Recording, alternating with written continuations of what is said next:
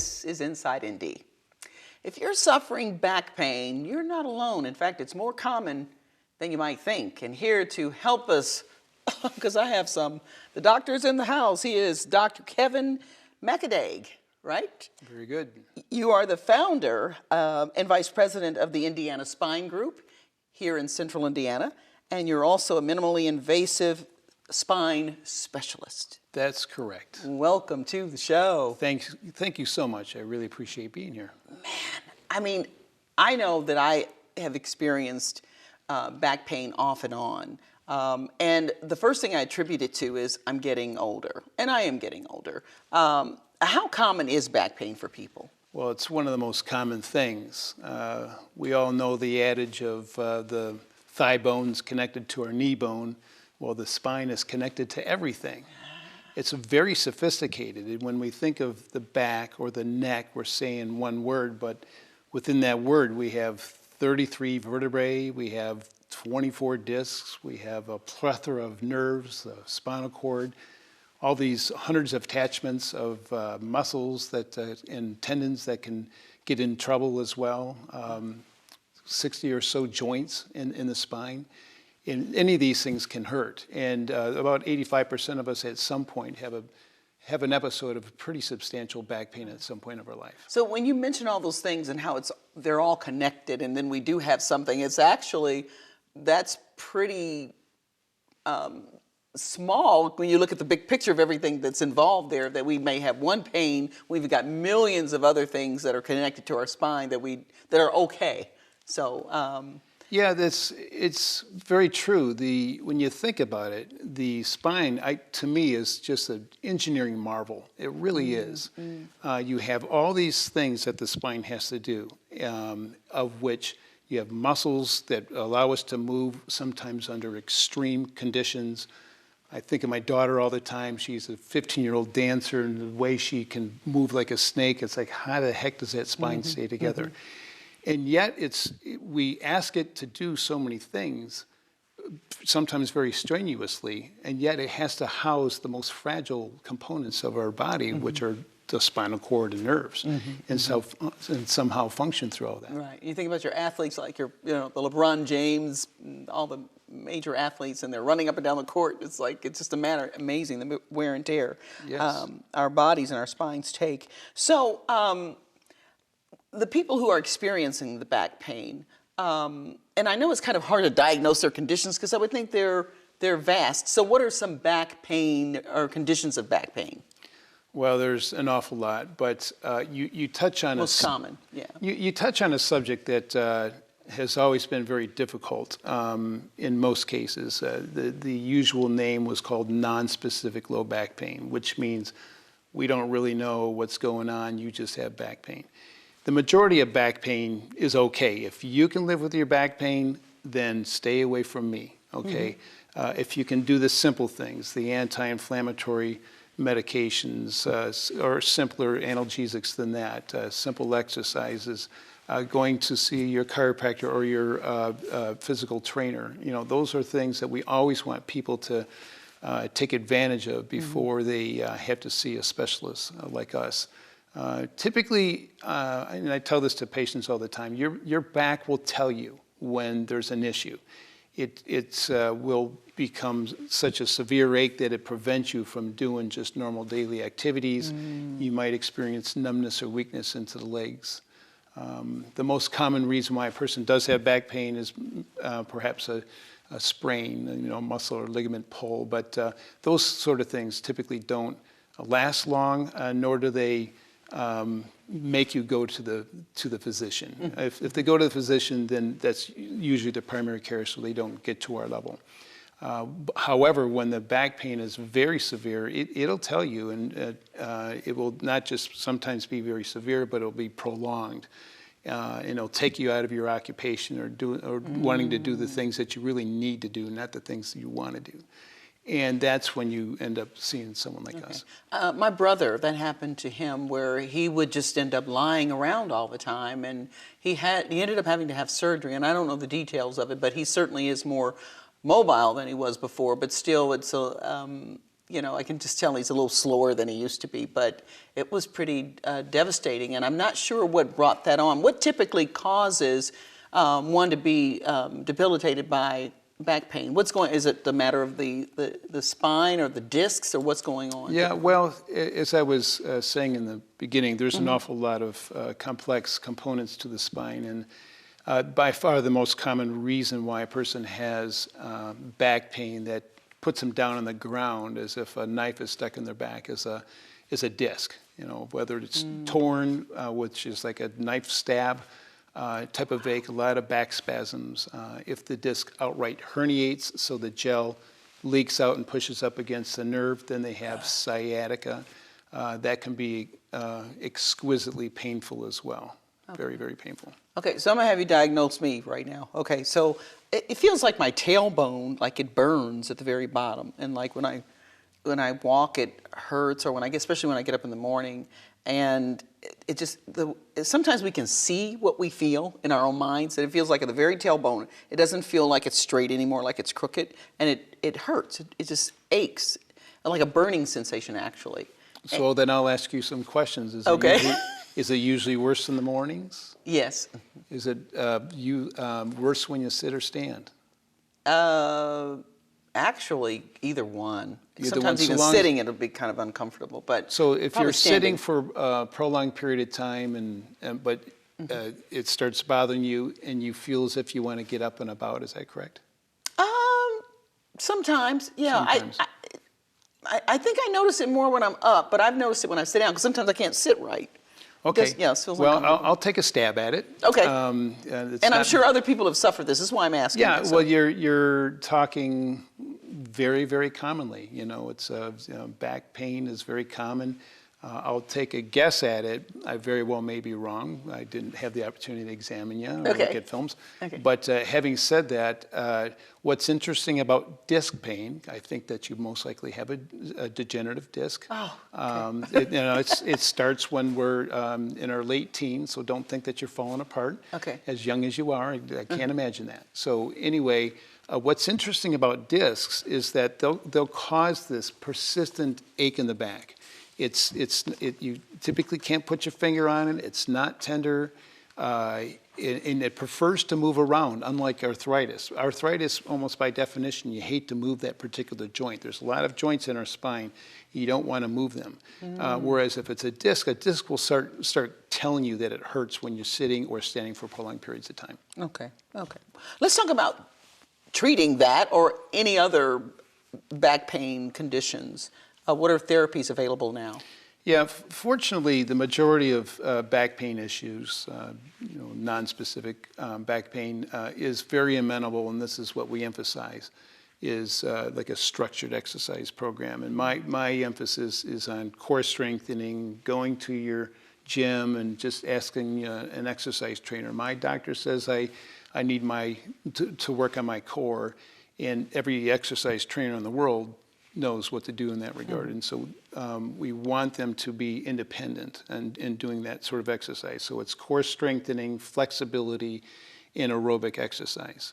What's fascinating, again, about the disc is a disc doesn't have a blood supply. And so how do they live? And they live by pressure changes of how you move your spine. And so the more flexible, the more you move your back, the more it's going to stay in good health.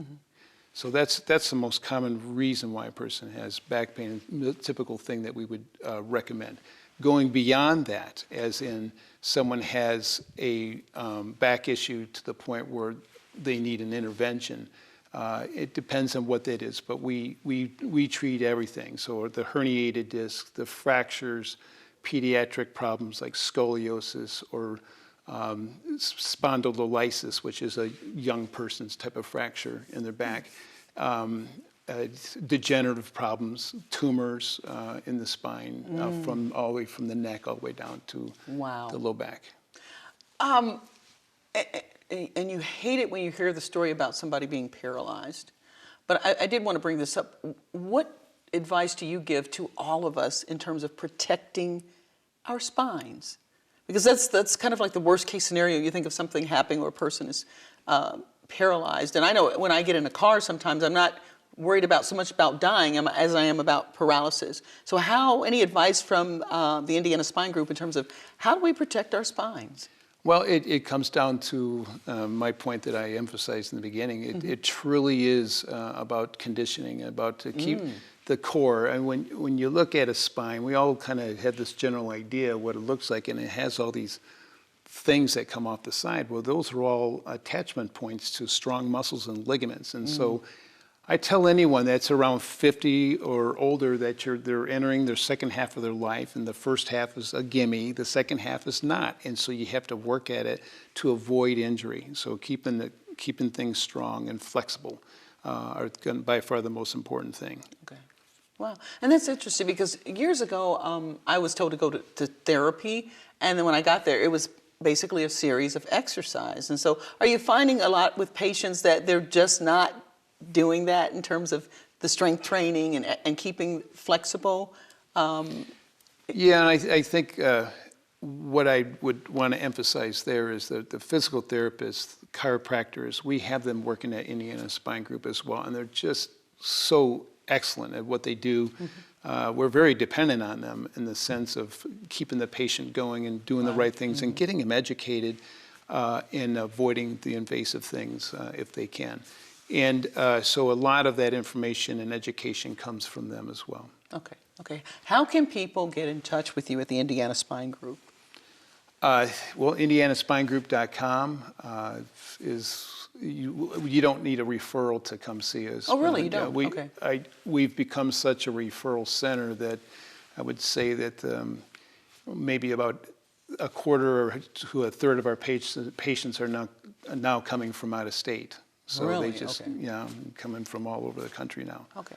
Okay. Well, we appreciate you coming in, and I think my back feels better already. Okay. And I'm going to do, of course, I exercise, but some of the things you were saying was, strengthening the core, maybe with the lunges, and what is it? What is it they do?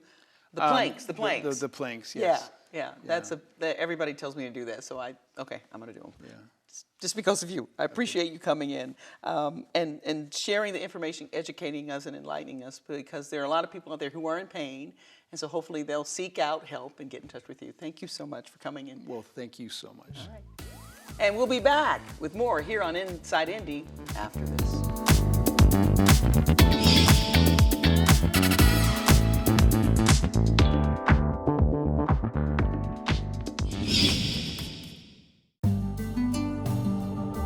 Last year, Habitat for Missions flipped houses to build a trade school in Uganda for orphans, to expand another school in India for little girls that were at risk of industrial or sexual slavery.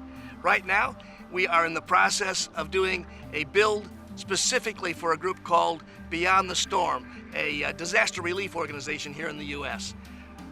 We have in the past raised money for missionary doctors, for Bible college professors, for church planters on every continent of the world except Antarctica.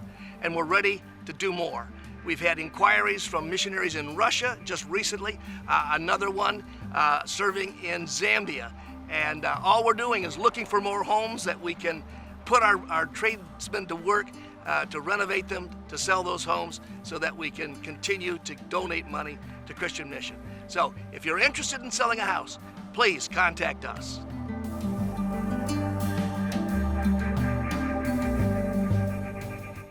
Hey Bobo, do trees tell each other stories?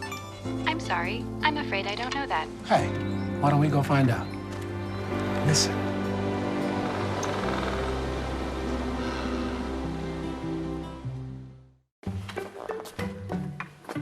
Why don't you ever see elephants hiding in trees? Because they're really good at it.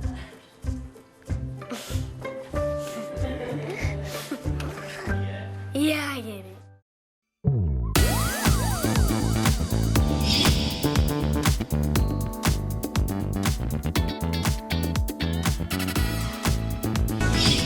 And we're back here on Inside Indy.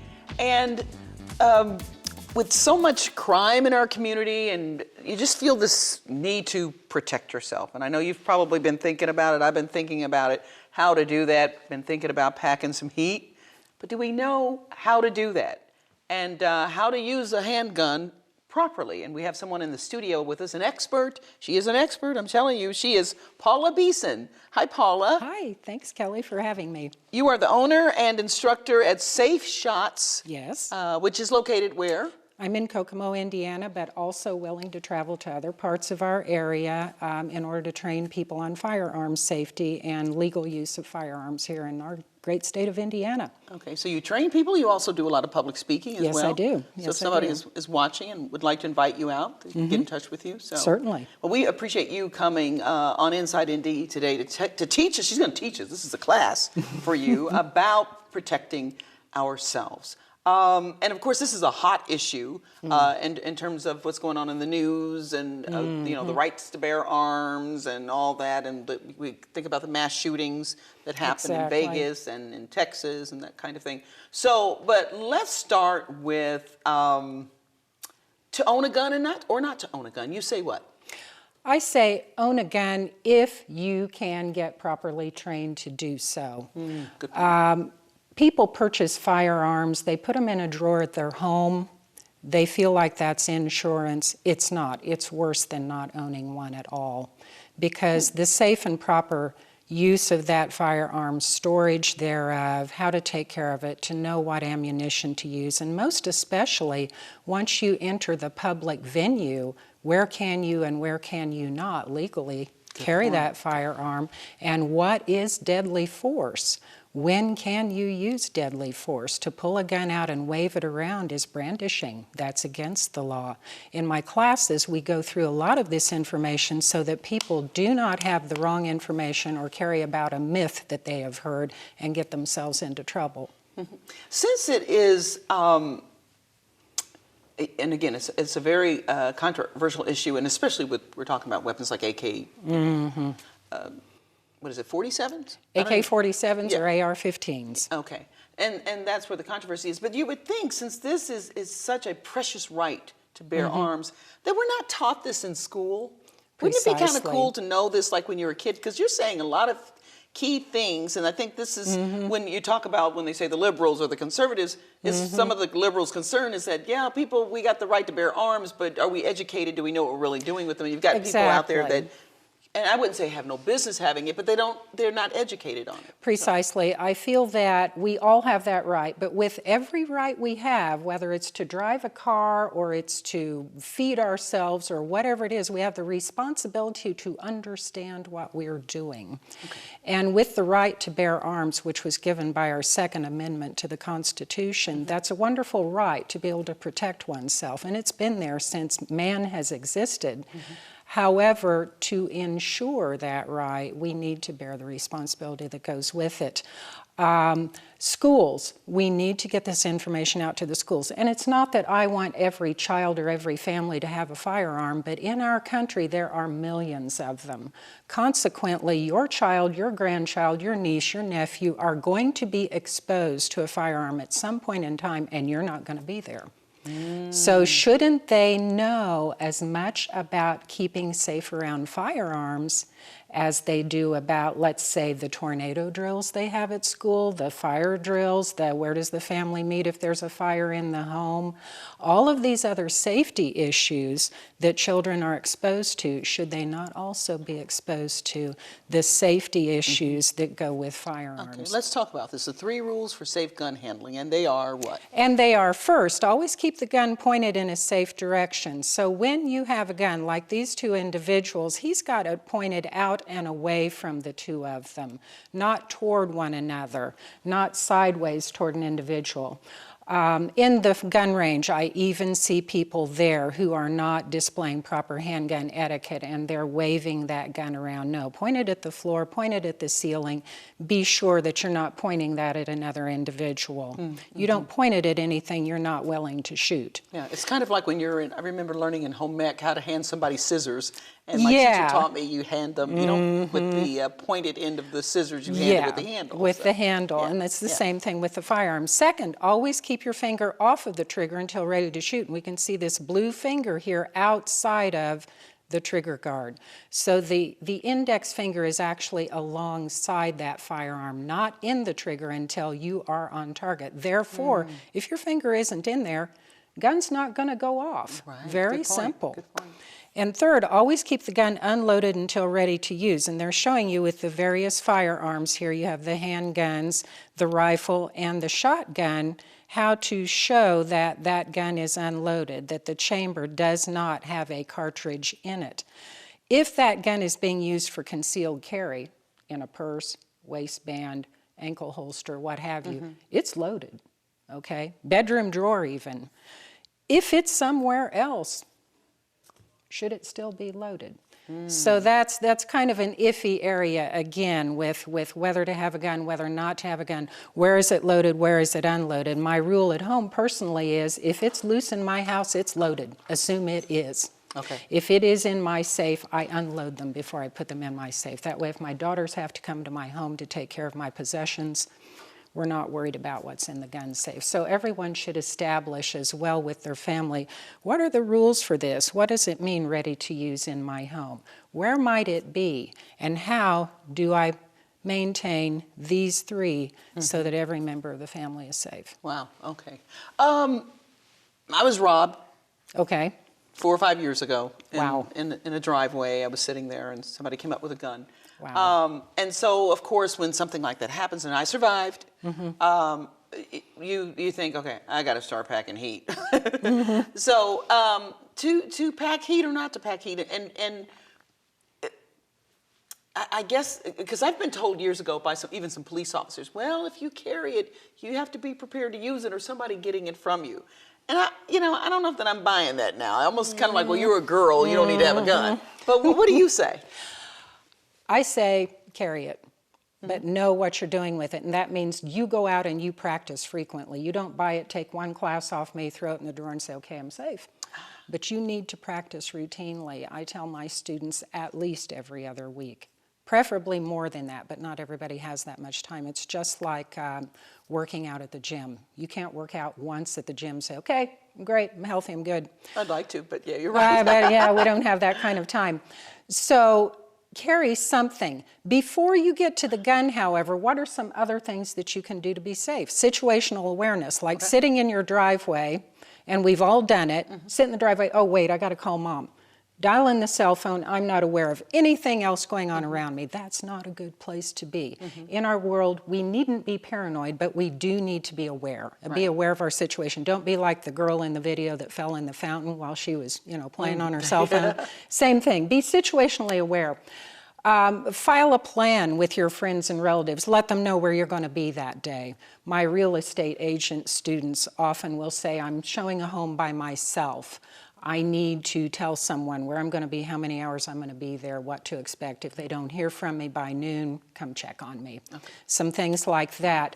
Be aware of your situation. Other things that I tell people, as a matter of fact, at home, in your home, by yourself, at night. What are some other things you can do before you get out a gun? Because once you get that gun out, you've pretty much committed to something pretty severe. It's on, okay? It's on, okay? You don't put it back. And once the bullet goes, it's gone.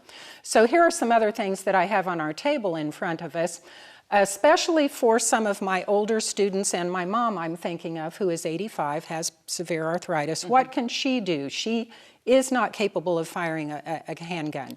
Okay, I have something here that you're saying, why is wasp spray in the studio today? It will spray 20 feet.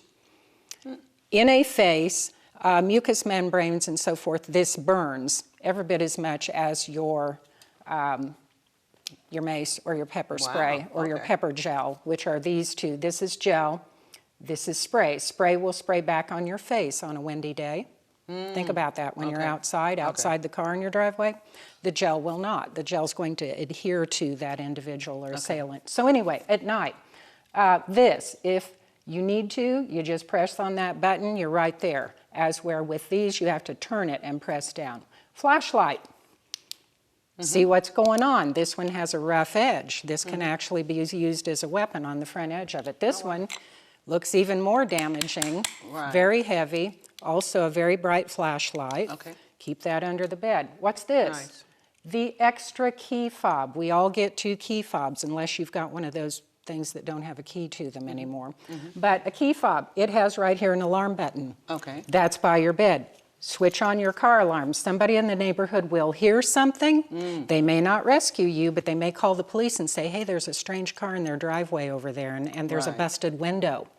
So extra key fob, we've all got a spare someplace. Cell phone, this is an old one, but cell phone next to your bed. Charge your cell phone by your bed. Those 4 items right by your bed will buy you some time. We'll get you to where you need to go. We'll be able to dial 911. We'll be able to get the individual off of us. We'll be able to slam the door in order to perhaps prevent having to go to that next step of get the firearm out and say, hey, I've got a weapon, I will defend myself. Okay. Okay. We're out of time. Oh, but how do okay. people get in touch with you? How do people sign up for lessons? Okay. To get in touch with me, contact me at safeshots.com. And also my telephone number is area 765-480-7469. Okay. And then I'll have you come back another time because we got part 2 Okay. and 3 for this. Okay. All right. Paula Beeson, owner and instructor for Safe Shots. Thanks for joining us All right. on Inside Indy. And thank you for joining us. I'm Kelly Vaughn. We'll see you next time. Be safe. Bye-bye.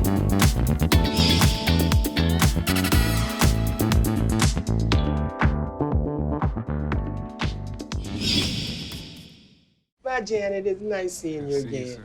You look good, girl. Just let me know what I can do to help.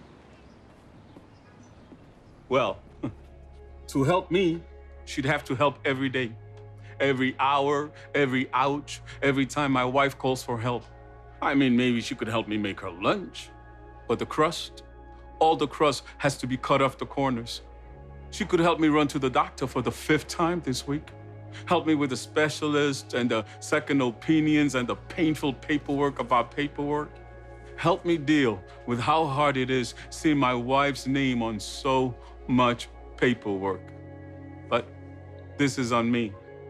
I'm the only one who can do this, like this, for her. Besides, Take care. we will. Janet doesn't like her cooking anyway. Find support for your strength. Visit aarp.org/caregiving for care guides and community. Okay, Dad. 1, 2, 3.